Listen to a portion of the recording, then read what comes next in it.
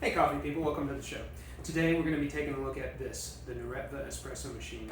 You might find this machine under a few different names like Galan's, probably just a manufacturer selling the espresso machine whoever wants to put their name on it, and you get this guy. But we're just going to be looking at the Neretva today, a few of its features, what it can do, and talk about is this the right espresso machine for you if you're just starting out your voyage of home barista espresso making. First and foremost, let's take a look at some of the goodies that come with it, because the accessories are really important to how well you're going to be able to make your coffee and if you're going to need to buy some other stuff right away. First and foremost, we get our lovely scoop/tamper. Scoop on one side, tamper on the other side, and a tool of some sort in the middle. I don't know what it's for, but right out of the gate we can just throw this guy away because it's pretty much useless. The scoop is there to help you scoop pre-ground coffee, and if you've gone this far in your espresso journey, you've probably heard that having a grinder and grinding your beans fresh is really important, and it is. If you want to make great espresso or any great coffee at home, you've got to invest in a decent home grinder. It's going to make all the difference. It's going to allow you to tweak and fine-tune your recipes and get the best out of the best beans, and that's what we want, so don't use a scoop. On the other end, we have this tamper, and it's plastic. Now when it comes to espresso, we want to get a really nice, well-tamped bed of coffee, and we want it to be even.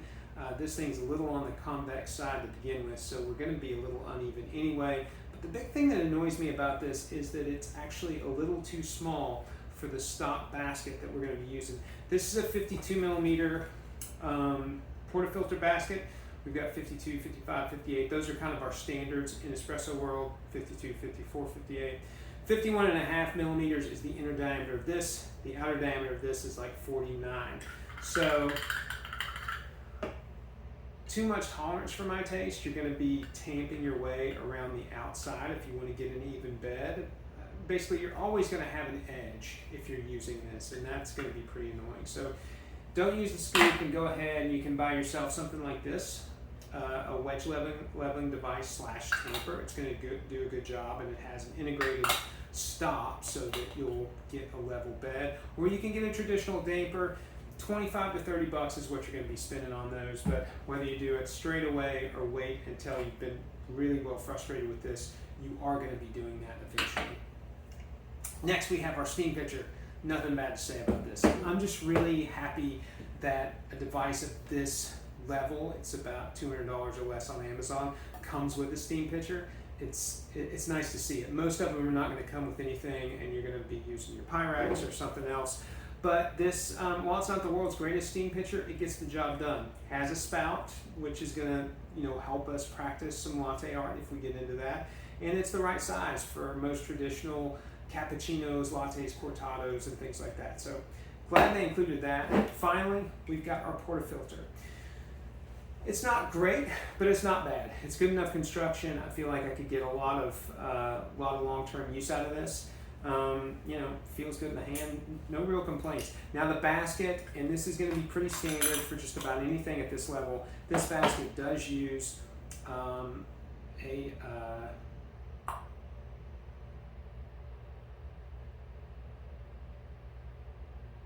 This is a pressurized basket. This is going to be pretty common, and most of machines of this level are going to include a pressurized basket. Basically, what this little black bit and funnel do is create the pressure needed when you're using a pre-ground 2-course of coffee. The water's going to run a lot faster through that if you did buy pre-ground coffee, and so this is going to slow that down and give the extraction that extra pressure it needs to hit that 9 bar of pressure, 9 or 10 bar of pressure, which is what we want for a proper espresso, and also what we want if we want to get crema.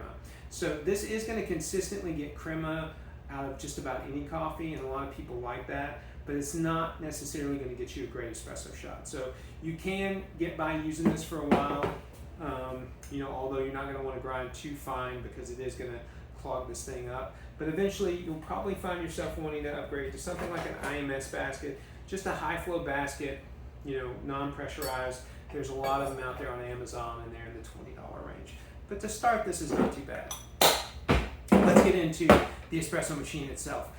I was attracted to it, as I'm sure most of you were, by its really cool retro styling. It's avocado green, and who doesn't need another avocado green appliance on their countertop? It's just a great color. And then the face of it. We've got this analog dial that goes up to 20 bars, which we don't need. We need 10, but kudos to them for going the extra 10. And then we've got these wonderful, positive sounding clicky switches. Toggle switches. I'm not, there's a correct term for it, but I just love the feel and the finish. It's just such a positive click each time you use it. You just want to kind of play with it. It's almost like bubble wrap. Who would want to do this all day long? But it also implies that sort of well-made, long-lasting, gonna outlive you and your grandparents kind of appliance from years gone past. That's unfortunately a lie, because the rest of the machine is not made to that same level of durability, but I do like that they have these on the front. Let's go through them real quick. Got an on-off switch. I'll go ahead and plug this guy in just so we can see what I mean, even though mine's not going to. So we are on, we've got a red light flashing. It's going to stop when it tells us that it's ready.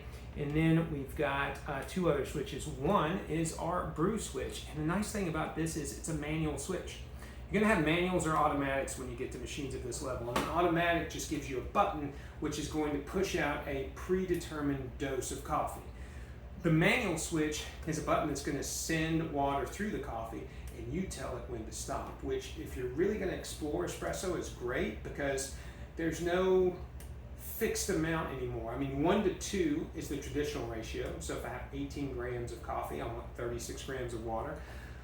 But with all the different roasts out there, many people are exploring and finding better espresso shots are coming from 1 to 2.5, 1 to 3. And then you get into the whole allonge thing, where people are doing more of a cup of coffee from an espresso machine with like a 1 to 10 ratio. So this manual gives you that ability, which is great. You can hear it going there. And then over here, we've got our steamer switch. This is the problem mine kind of developed. Mine is going to spew and billow steam out of the group head the whole time. So this is going to go change colors when it's ready to steam. It's going to take a little time to get that up to speed, but those are the switches and how they work. And then over here we have pretty big letdown in this chrome plastic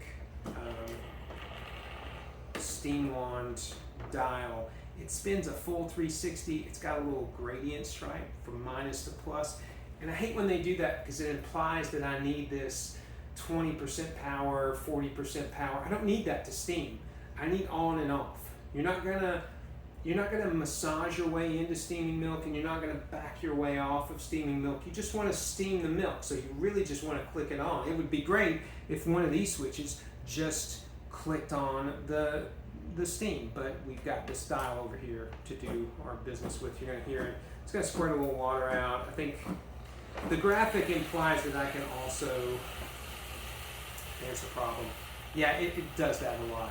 Yours shouldn't do that if you do choose to buy this, even after all this. But getting further into the steam wand, so it's on a swivel, but it's not on a ball joint. So I can't adjust the angle of this. And that's pretty problematic, because I'd like for the steam wand to be at about a 45 degree, and I think we're at like a 15 to 20 degree. I need to bring it out just a little bit more. And this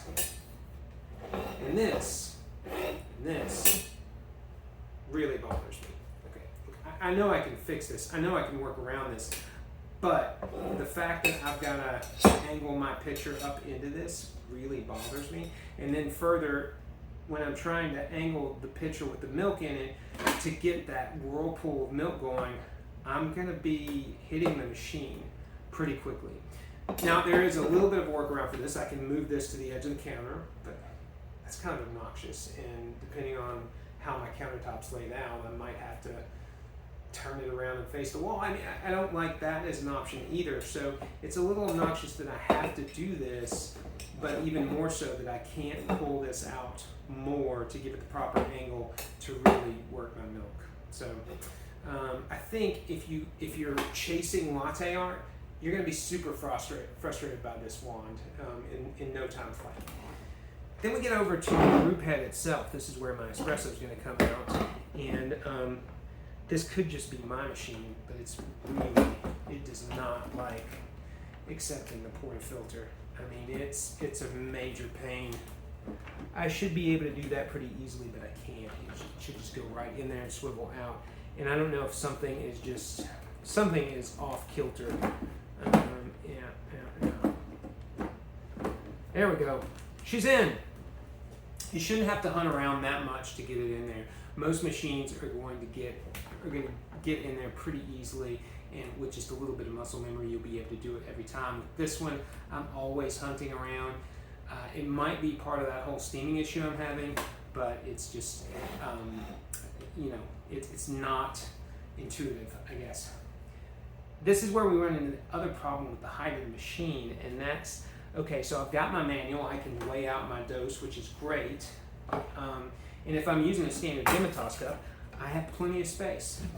And if I'm using my standard Dimitas cup with a scale, because if I'm going for a 2.5 or 3 or bigger ratio, I need to know how much I'm going. Now I've got to kind of angle it in, but I can fit a scale in there with a Dimitas cup, but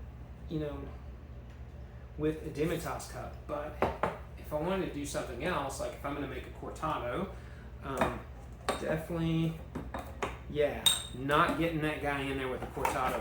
I'm going to have to go in, angle it in, and then slide my scale in. Really obnoxious. And you can see the portafilter is like way down in there. So unless I switch this out to a bottomless portafilter, I'm going to be touching the bottom of my spouts with the liquid I'm getting done. So it kind of negates the whole benefit of having a manual switch, that I can't fit too much in the way of cups and scales underneath this. So, ultimately, I'm coming up short, as it were, by about 2 inches. If this was a little bit taller, it would be so much better.